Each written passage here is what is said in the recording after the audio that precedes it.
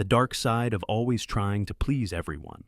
There's a story I always think about a tree that always gives away everything it has. It lets birds build nests, lets children climb, gives shade to the weary, and even gives its own branches to make fire for warmth. In the end, the tree has nothing left but a worn-out stump. It's a fable about unconditional sacrifice, and for many years, we've heard it as a lesson in altruism. But there is another way to read it, a darker reading.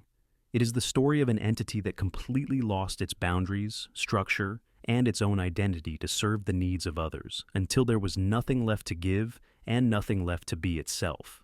This behavior, on the surface, is praised as kindness and consideration. But what happens when that kindness is no longer a choice, but becomes an invisible compulsion? When the fear of disappointing others becomes the primary motive behind your every decision? Do you ever feel like an actor on the stage of life, constantly changing masks to suit each audience, to the point that when you step backstage, you can no longer remember what your real face looks like?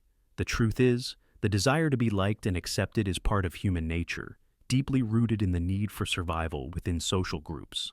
But when that desire turns into a rigid pattern, a never-ending labor of emotion, it ceases to be connection and begins to become a psychological prison. From an attachment theory perspective, individuals with an anxious attachment style often develop people-pleasing strategies as a mechanism to feel safe in relationships. They subconsciously believe that their self-worth depends on their ability to avoid conflict and rejection. Every time they say yes when they want to say no, every time they swallow their opinion to avoid making waves is a time they confirm to themselves, "My needs and feelings are not as important as the stability of this relationship." This behavior, over time, not only erodes self-esteem, but also creates a toxic loop.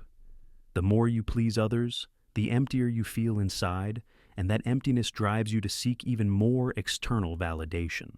Perhaps we can look at this phenomenon through two main psychological groups, each enduring silent but very different wounds. The first group are those with a reflective identity.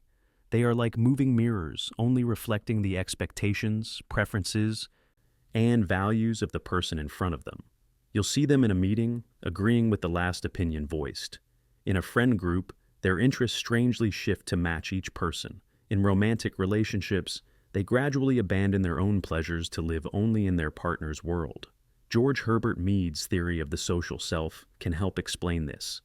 Our identity is formed by internalizing the generalized other, that is, the perception of social expectations. For a person with a reflective identity, this generalized other is too large and overwhelming, to the point that the subjective I has almost no room to develop. They are not without personality, but they have buried it too deep under the soil of fear of judgment, to the point that they themselves can no longer access it. Their exhaustion comes not just from doing too much, but from an existential depletion, the constant need to monitor and edit themselves to survive.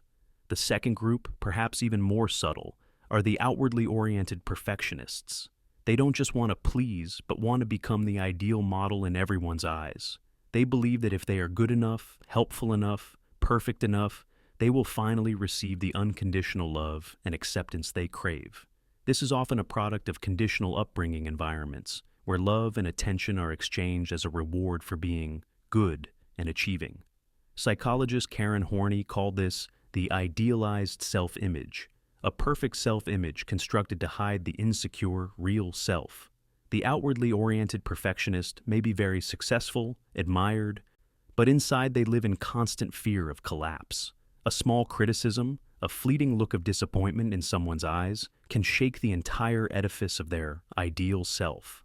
Anger and resentment are inevitable, but because it conflicts with the good person image they have painstakingly built, it is often suppressed and converted into headaches, insomnia, or silent, bitter self-blame. So, where is the difference between genuine kindness and the people-pleasing syndrome? It lies in your internal anchor point. Kind acts stem from a sense of wholeness and autonomy. You give because you want to, and you can stop without feeling yourself is threatened. People-pleasing acts stem from a sense of deficiency and fear. You give because you feel compelled to, and stopping equates to the risk of losing affection or self-worth. The light of acceptance from others, no matter how warm, cannot replace the warmth of self-acceptance.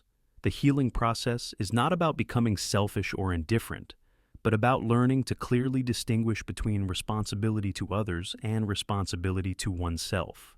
It is realizing that you can be both kind and firm, both empathetic and clear-boundaried, and that a healthy relationship is built on the authenticity of two individuals, not on the weary compliance of one party. Perhaps the ultimate lesson is not in learning to say no to the world, but in learning to say yes to your own self, to your inherent needs, limits, preferences, and imperfections. When you stop trying to be pleasant background music for other people's lives, you can finally hear the unique melody of your own self, with its low notes, its pauses, and its strong, distinctive rhythms. And the paradox is that authenticity, while it may not please everyone, is what creates the deepest and most lasting connections. Because in the end, people cherish you not for what you can do for them, but for who you truly are when you are no longer trying.